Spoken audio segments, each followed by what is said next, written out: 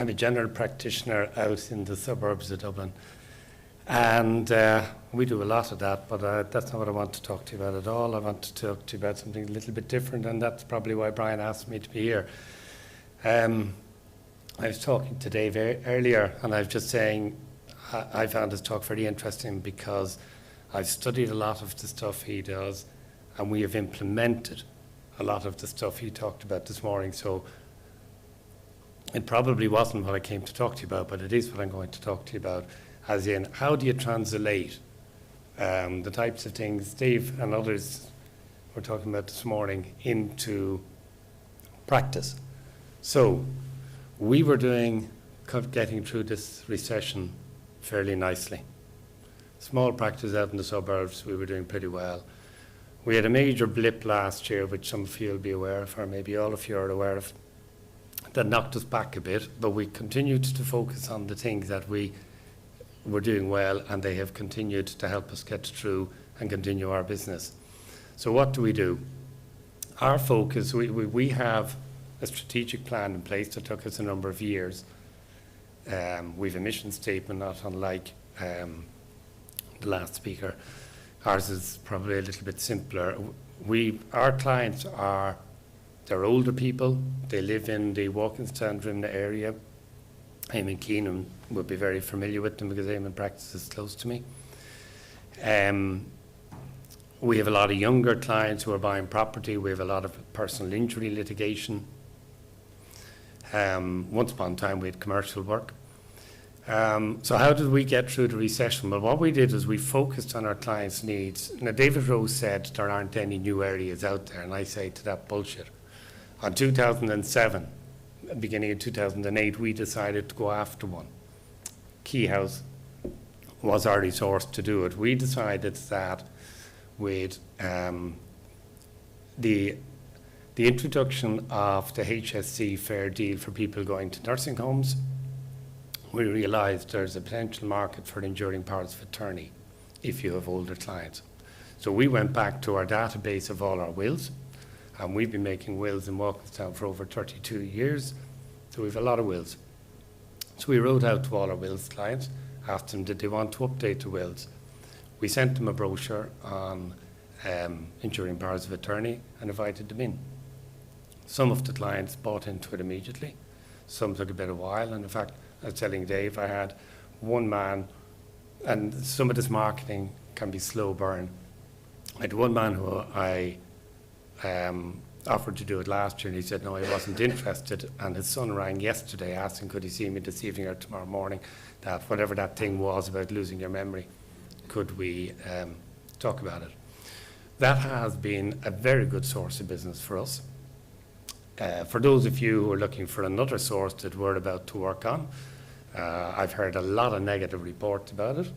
Don't know why, because it's a source of business, and a source of business means a source of income, and a source of income means survival in the current market. And that is the Property Registration Act came in last year, and told us that from now on all titles have to become land registry. Now, I look around this room and I ask how many guys here have hundreds of sets of title deeds in their office.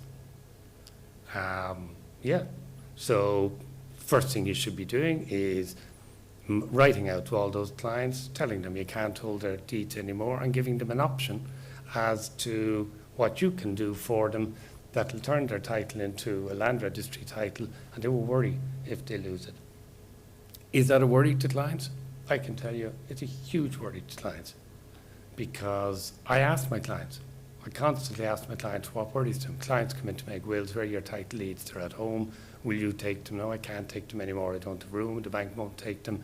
And I said, well, would you be interested if I converted your title into a process that means you could have it at home? If it ever gets stolen, it ever gets burnt, it doesn't matter because it's in the land registry and you only have copies.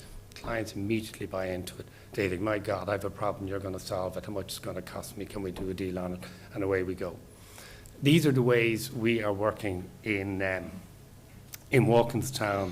We have, and I don't know how many people here know their own unique selling skill, and not selling point, but their own unique selling skill. Have we any takers? Okay, we know what ours is. Ours is that definition that Dave gave to marketing. It is making emotional connection with your clients. We made a deliberate decision to emotionally connect with our clients. Get into touchy-feely stuff, find out. So when the clients come in, we ask them, well, what are you feeling? What does this problem do for you? Let me tell you a story to explain it. A lady came in to me 5 years ago. I'll make up the name because I don't want to give her name away, but it's not far away. Bernie Murity, I'll call her. She had, her marriage was broken and she wanted advice. She was very down, as you can expect. Her family situation was very difficult. Her life was falling apart, and she wanted me to help her get through a separation. So part of the way we market with our clients is, and how we deal with family law, and I would have to say it's quite successful because the business keeps coming in, is I said to her, project yourself forward 5 years. What's your life going to look like in 5 years? Nothing like what you were talking about, our own business. But I did it with the client for her life. And I said, well, where are you going to be in 5 years? Are you going to have a house? Are you going to have a family? Are you going to have friends? Are you going to be able to go on a holiday? Are you going to be working? What do you want? I made that client, as I do every client, go home and prepare a collage or write it in a story or do something. And then I get them to come back to me in 3 weeks' time and say, now, if we're going to engage, you guys have got, you as a person, have got to give me what your plan is for your life, because my job as your solicitor is to look after your separation or divorce, but ultimately you've got to get to your target. We've got to work as a team. You're the client, I'm the person getting you your result, and I always make a very important thing with clients is, what is your result? What do you want? Now that lady went through her separation, sold her house, lost her job, became estranged from her children, went through the wars. She was in with me last week, and we were going through her life. She was quite happy. Things had come around, and I asked her the question, do you mind if I go back over the list of things we did 5 years ago, because I still have them written here in my file, to see how you've done? And she went through them with me, and she was completely and utterly stunned, because she found everything she had written down on that chart 5 years ago, she had already achieved. Now, what did I get out of that, or what did my firm get out of that? And this is the selling point. My experience of talking to family lawyers who do a lot of family law is that they get very little repeat business, because the people are anchored into a bad time in their life and they generally go somewhere else for their next level of legal business. What we're finding is they come back to us for everything, because we've helped them create a dream for themselves. We've watched them achieve it. We get a little bit of praise because we helped them find a direction. They feel very good about it, and they are roaring and screaming to their friends.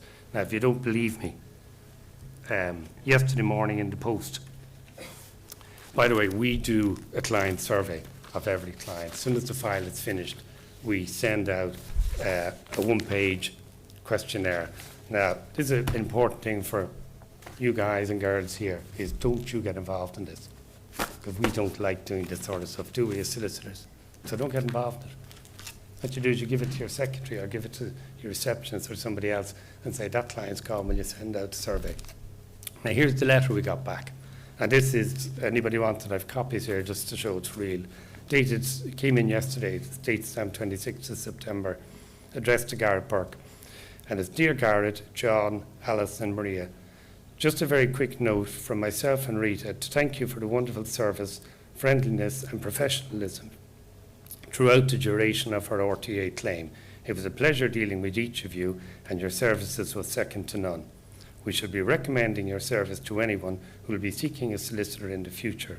And of course, should you need anything ourselves, we will be in contact. So that's, if anybody wants them, it's here, and the questionnaire is here too.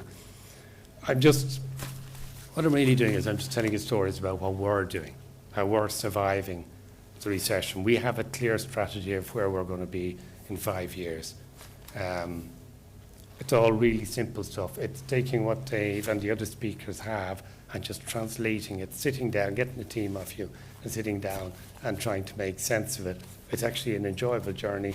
Keyhouse was an essential part because it gives us all the data. So we want to write out to different clients about different things. Keyhouse gives us the data that allows us to do it. Thank you very much.